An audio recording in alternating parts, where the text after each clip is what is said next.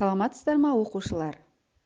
Мен Қызылорда облысы Арал ауданы нөмір 21 орта мектептің бастауыш сынып мұғалімі Өтепбергенова Құнды Сағатқызы боламын. Балалар, сіздер 2-ші сыныптан бастап әдебиеттік оқу пәнімен таныс боласыздар. Бұрын әдебиет сөзін естіп пе едіңіздер? Әдебиет сөзінің мағынасы көркем сөз дегенді білдіреді. Әдебиеттік оқу пәніндегі әрбір шығармада көркем сөз кездеседі. Күнделікті сабақтағы шығармаларды көңіл қойып тыңдасаңыз, 2-3 көркем сөз үйреніп алатын боласыз. Олай болса, балалар, сіздерге сәттілік тілеймін. Бүгінгі сабақта өзім туралы бөлімі бойынша Абай ата сөзін жақсы тыңдаймын. Және Абай Құнанбаевтың ғылым таппай мақтанба өлеңімен танысатын боламыз. Бүгінгі сабақта сіз мәтін мазмұны бойынша қойылған сұрақтарға жауап бересіз. Мәтінді дауыстап түсініп, мәнерлеп оқуды үйренесіз. Алғашқы сабағымызды күн мен бұлт ойынымен бастайық. Күн мен бұлттың суретіне қарап отырып, жақсы деген немене, жаман деген немене деген сұрақтарға жауап іздеп көрейікші. Балалар, күннің көзі біз үшін жылылықтың, мейірімділіктің белгісіндей. Күннің суретіне қарап отырып, адам бойындағы жақсы қасиеттерді еске түсіреміз. Ал жаңбырлы, найзағайлы бұлтты көрген кезде денеміз түршігіп, бойымызды қорқыныш билейді. Енді балалар, мына суреттегі күнді жақсы, ал бұлтты жаман деп алайық. Мына берілген адам бойындағы жақсы, жаман қасиеттерді осы 2 суретке сәйкестендіріп көріңдер. Балалар, жақсы, жаманды ажырата алдыңыздар ма? Ендеше өзіңді тексеріп көр. Балалар, Абай ата жақсы, жаман туралы не деген екен? Оны білу үшін оқулықтардың 4-ші бетіндегі ғылым таппай мақтанба өлеңімен танысып көрейік.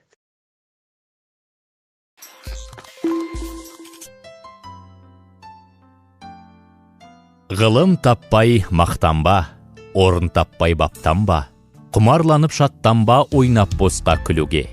5 нәрседен қашық бол, 5 нәрсеге асық бол, адам болам десеңіз.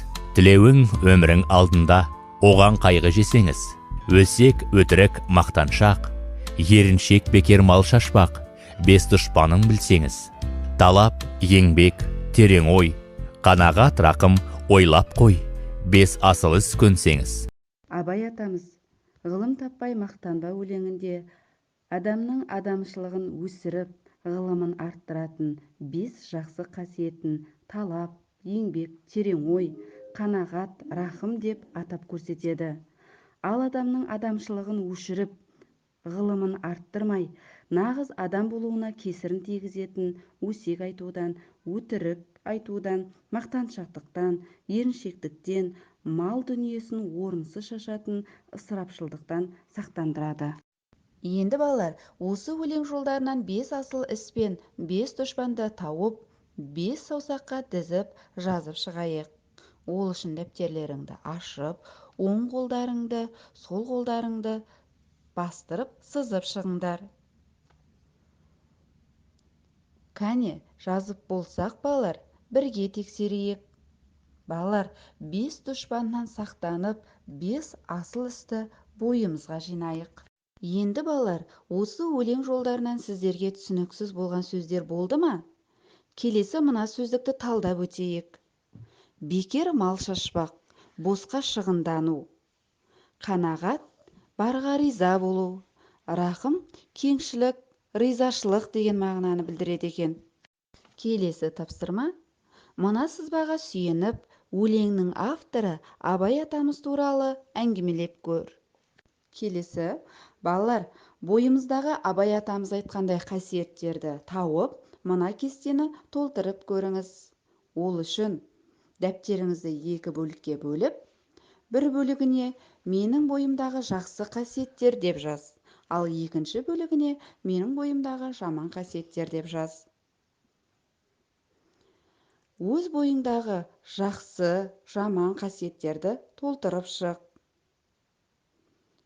Сенде жақсы қасиеттер көп болды ма? Әлде жаман қасиеттер көп болды ма? Жақсы қасиеттерді мейлінше көбейтіп, жаман қасиеттерді азайтуға тырыс. Балалар, жазуың әдемі, ұқыпты, мұқият болсын, жарай ма? Бүгінгі сабақта сіздер жақсы жаман әрекеттерді ажырата отырып, шығарма мазмұнын түсіндіңіздер. Сұрақтарға жауап бере отырып, өз ойларыңызбен бөлістіңіздер. Жарайсыздар балалар. Бүгінгі сабағымыз аяқталды. Сіздерге сәттілік тілеймін. Сау болыңыздар.